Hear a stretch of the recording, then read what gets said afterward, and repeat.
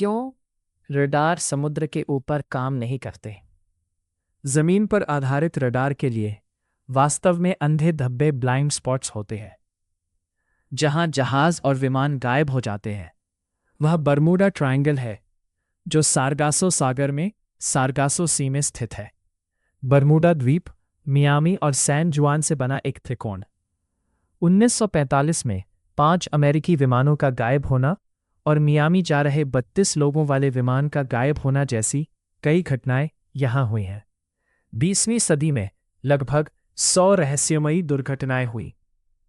Radar कैसे काम करता है? रडार शक्तिशाली रेडियो तरंगे रेडियो वेव्स भेजते हैं जो विमान से टकराकर वापस आते हैं।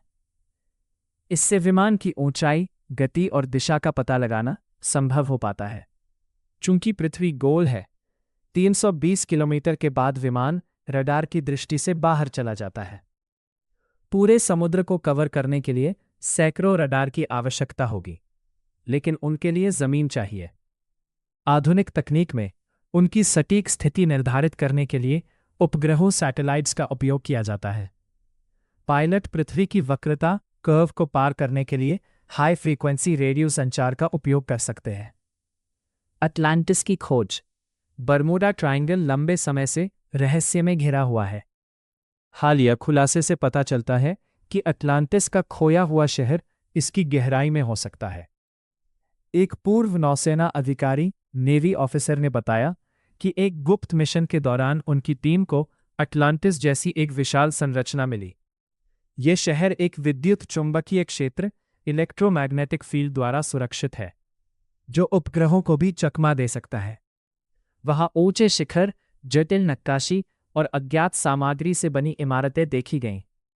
चमकते क्रिस्टल, ग्लोइंग क्रिस्टल्स संभवतः पूरे शहर को ऊर्जा देते हैं। एक होलोग्राफिक मैप और एक सिंहासन कक्ष, थ्रोन रूम ही पाया गया।